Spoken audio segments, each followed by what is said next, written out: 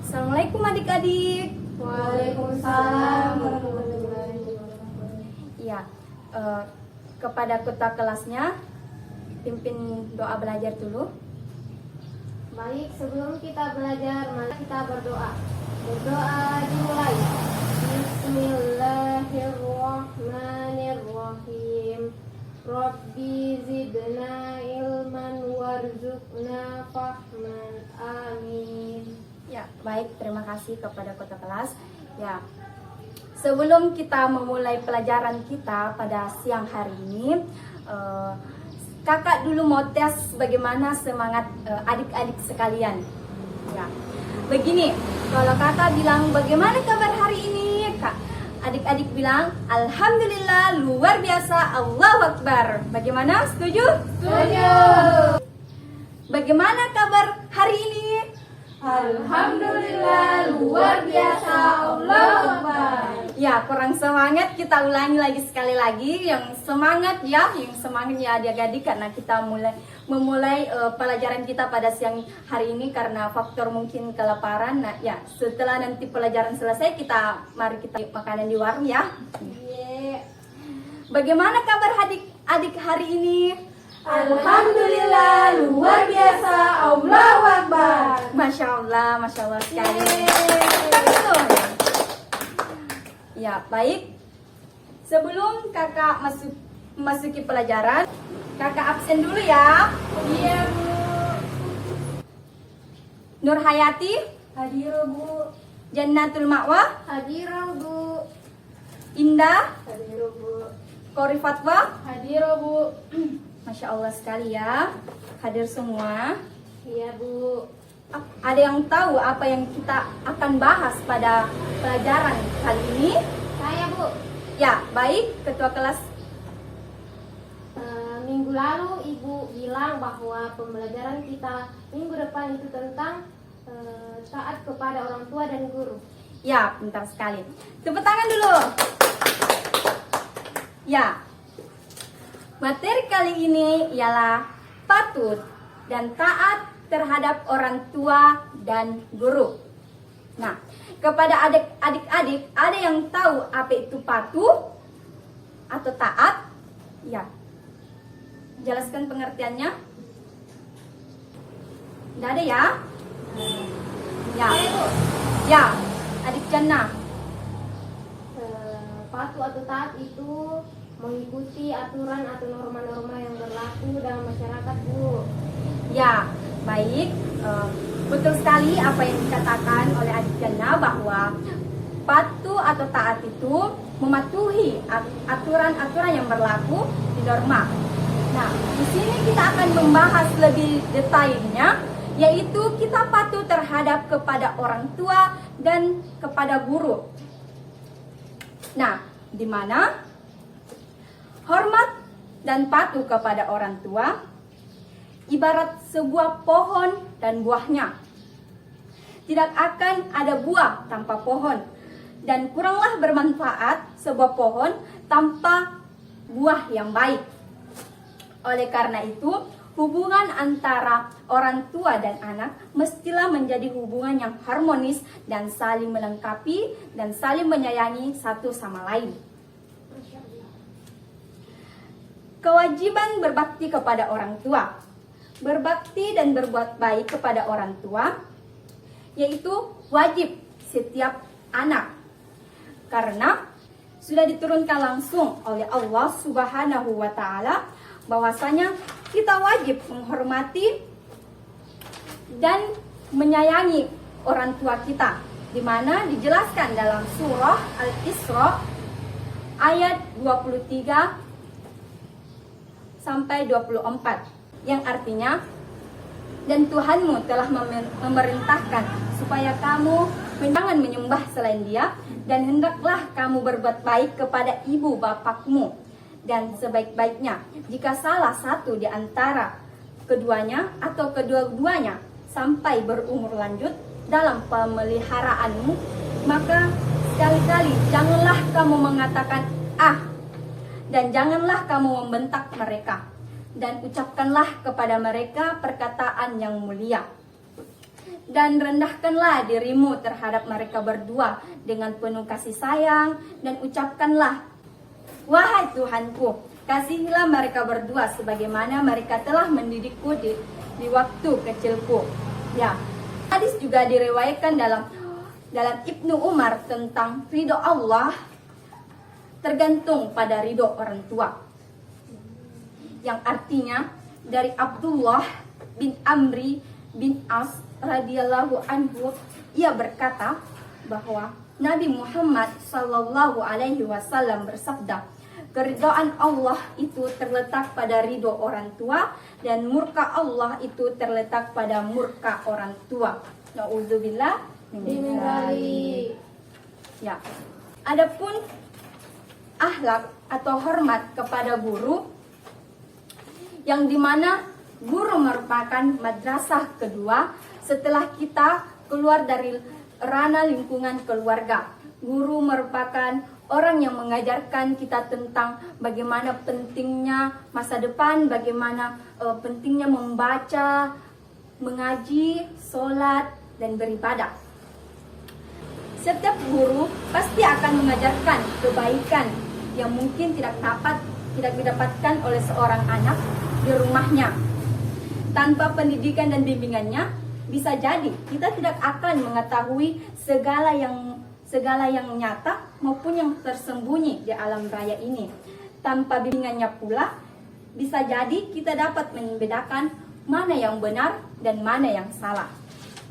Nah, oleh karena itu, guru merupakan orang tua kedua yang mendidik murid-muridnya menjadi lebih baik, sebagaimana yang diridhai Allah Azza wa Jalla.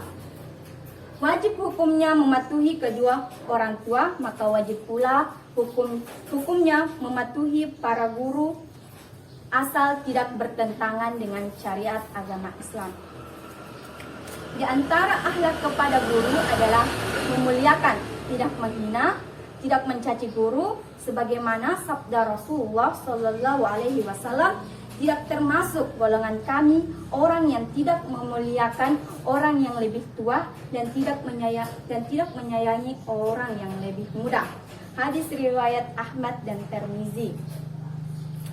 Nah, selain memuliakan dan tidak menghinakan akhlak kepada guru adalah mendatangi tempat belajar dengan ikhlas dan penuh semangat, sebagaimana sabda Rasulullah Shallallahu Alaihi Wasallam, barang siapa menempuh jalan dalam rangka menuntut ilmu padanya, maka Allah membaginya dengannya menuju surga. Ya, sampai sini materi yang kakak bahas. Ada yang adik-adik tanyakan? Apakah sudah mengantuk atau bagaimana? Ya, mungkin karena faktor siang jadi mengantuk. Mengantuk begitu. Jadi bagaimana kalau kakak bercerita? Cerita tentang apa, Bu? Ceritanya ini tentang seorang anak yang sangat berbakti kepada orang tuanya. Apakah adik-adik mau dengar? Ya, mau. Ya. Begini ceritanya. Dikisahkan pada zaman Rasulullah Sallallahu Alaihi Wasallam, ada seorang anak yang sangat berbakti kepada orang tuanya yang bernama Uwais Dzul-Qarni. Nah, Uwais Dzul-Qarni ini sangat berbakti kepada orang tuanya yang sedang sakit-sakitan atau lumpuh. Dia tidak bisa ngapa-ngapain. Biasanya kalau seorang anak itu orang tuanya sedang sakit-sakitan, pasti anaknya itu bilang, terserah dia, terserah apa yang melakukan ibunya. Nah, dia itu tidak begitu. Dia sangat mengagungkan ibunya, sampai-sampai suatu ketika ibunya ini mau melakukan ibadah haji, sehingga dia tidak mempunyai uang untuk sewa onta untuk pergi ke Mekah. Nah, dia hanya bermodalkan sebuah domba yang dibawanya setiap hari, dipukulnya sehingga dia menganggap itu adalah ibunya yang dibawa setiap hari. membawanya ke Mekah. Nah, ketika domba tersebut semakin hari semakin berat, maka semakin itu pula ototnya semakin kuat, sehingga dia bisa melaksanakan ibadah haji dengan menggendong ibunya sampai ke Mekah. Nah, ketika dia meminta doa, dia hanya meminta supaya dosa ibunya diampunkan. Nah, terus ibunya bertanya, "Wahai anakku, kenapa engkau tidak meminta agar dosamu diampunkan?" Pemuda itu menjawab, "Wahai ibu, ketika dosa diampuni oleh Allah, maka terampuni pula dosaku." Masya Allah, dia sangat memuliakan sekali ibunya, sehingga dia sangat dirindukan oleh surga. Nah, jadi dalam cerita ini ada yang bisa menyimpulkan? Hai Bu. Ya, kepada adik Jannah. Jadi kesimpulan dari cerita ibu itu, kita itu harus senantiasa menghormati orang tua kita, mengingat orang tua kita, dan selalu mendahulukan orang tua kita kalau persoalan kebaikan seperti itu. Ya, betul sekali. Ketika kita melakukan sesuatu, hendaklah kita tanya dulu terlebih dahulu kepada orang tua kita, meminta restu apakah kita ini bisa melakukannya atau tidak, agar apa yang kita lakukan itu diridhoi oleh Allah Subhanahu wa taala. Ya. Sampai sini kepada adik-adik sudah paham semua? Paham Bu.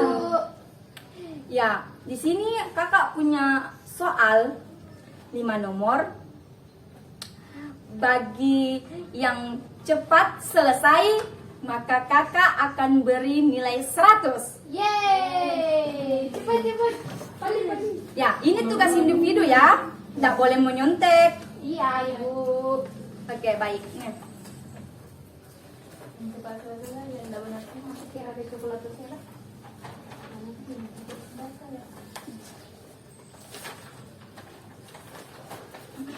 Ya, kakak beri waktu 5 menit saja.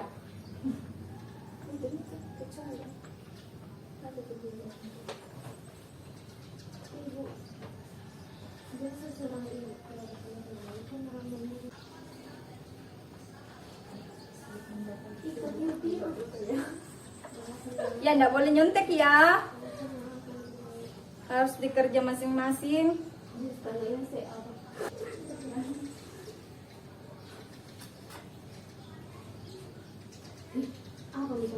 Selesai Bu.